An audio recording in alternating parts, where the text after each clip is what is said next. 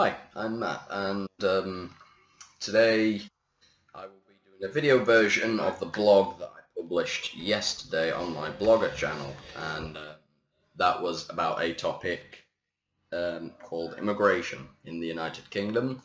Obviously, this is an issue globally as well, but this will be specifically from a teen's perspective from the United Kingdom. That's the name of the whole blog, and this is a post inside that blog. So from a teen's perspective, immigration in the United Kingdom.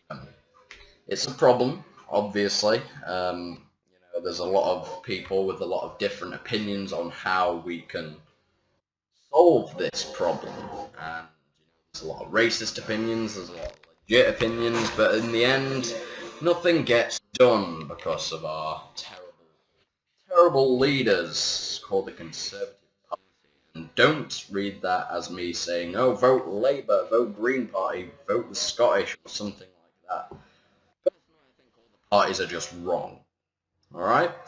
I just think they are all dead wrong, and they should just give up. They should shut the parties down and allow me and my other three friends to deal with it, the whole country, and I think it would go well that way, personally. But, don't take my word for it. One day I'll be Prime Minister and I'll show you all. Well, I won't be because, I don't believe in fucking dead pigs, and that's one of the ceremonies you have to go through, unfortunately. David Cameron will tell you that.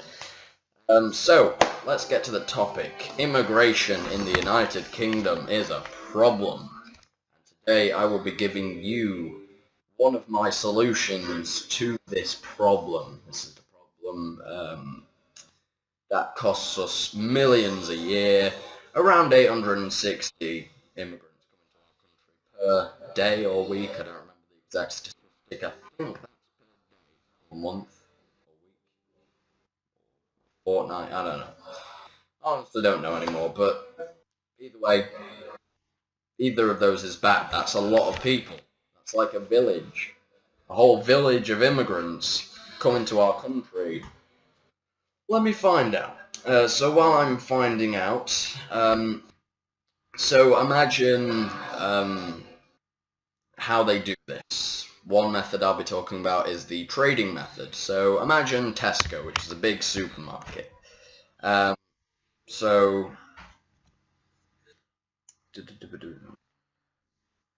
yeah, every day, 860 immigrants smuggle themselves into our country per day using this method, the trading method. So we've got Tesco supplying, going to other countries to buy cheap goods, so this big lorry being driven back here from Flapjackistan, or something like that. So let's just say it's on its way back, and as the driver gets back into his lorry, a small group, I'd say about five, personally, from what I've seen on TV, about five, young men in their, camouflage coats, come running and sneak into the back of this lorry, themselves in between these units of horse meat and stuff that Tesco tend to sell. And they just hide there until it's basically a free pass to the United Kingdom right there. You don't need to buy a plane ticket, you don't need a passport. You've got a free travel right there via a Tesco lorry. It's that simple. So you can imagine why 860 immigrants come here every day through this method. It's simple. As long as the driver doesn't see you, you're sorted. Sure, if he does a hard brake and he notices a massive bang behind him, he's going to check if you're there or not. But as long as you lie low, it's pretty simple. So, you get to England, our so-called border force, as good as they are. But there's a lot of lorries that come in and out because of the trading. That's a big thing in this country. It's how we keep going, trading. So let's just say 100 lorries are there. They've got to check all of those. They don't have the people or the time or the wages to be able to do that. So they check most of them. I don't know, an eighth of them. Like I don't know, 80% of those trucks will be checked, right? So if you're the lucky group that's in the lorry that wasn't checked, you're in. You can find yourself a home, squat somewhere, and you're sorted for life. You're in a wealthy country with a lot of food from the bins. You can get yourself an easy job or something. You're sorted. And no one knows anything about it, not even the border force. So, reverting back to what I said, they haven't got the time or the people to check all of those lorries. So they need people. They need more workers that are willing to work for not the best wages to make sure immigrants aren't coming in. Because think of the benefit. You know, these 860 immigrants per day accumulate, right? And that's a lot of money that we're losing out on. You know, overpopulation, overconsumption. We're losing out on a lot of money, the government, because of the lack of time and people on the border force able to check the lorries and stuff, right? So, main point is they need people. So that's this side. They need people. On the other point, the United Kingdom has recently gone through a steel crisis, okay? So a lot of steel workers have been made redundant due to David Cameron selling us out to China. Buying a lot of cheap steel from China. And, you know, that's it. We don't need steel works anymore because we don't need to make steel anymore because we're buying it cheap from China. And basically, that means workers aren't required at these steelworks because the steelworks being shut down. So let's, for explanation's sake, say there's 5,000 steelworkers, okay? 5,000 steelworkers that have just been made redundant. They need jobs to provide for their family, which they could easily do before because they had jobs. They need jobs because of the benefits, thanks to the mathematical genius that is George Osborne. If you don't have a job, which applies to a lot of people in this country, you're royally fucked, basically. So these steelworkers were okay with a reliable job. Suddenly they're not. Suddenly they're penniless, getting about 50 a week, something like that. I don't know, right? So suddenly you're pretty screwed, right?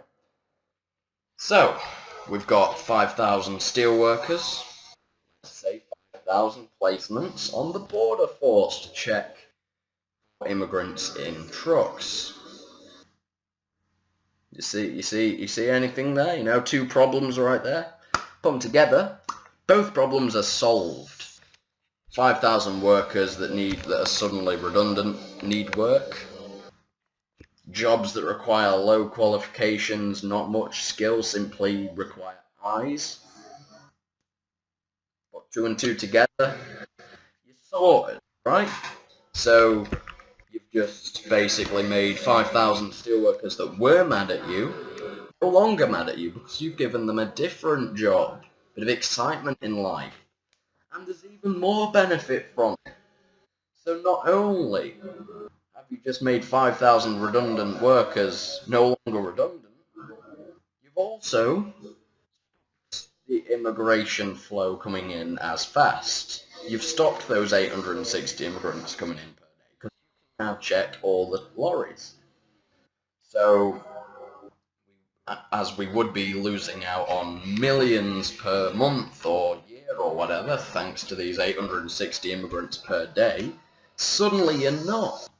Because no immigrants are getting through using this method. Obviously there's other methods, but through this method specifically, there's pretty much no immigrants getting in. Because all trucks are being checked and all immigrants are being dealt with. Because you have the time and the people to do that. Sorry about that, my parents need my help. So, what was I saying? Yeah, so, suddenly, millions of pounds per month or year aren't being lost anymore. And that, to me, because the more money you have, the better off the country is. That right there. Me, friends, were in a Skype call, randomly got talking, worked that out.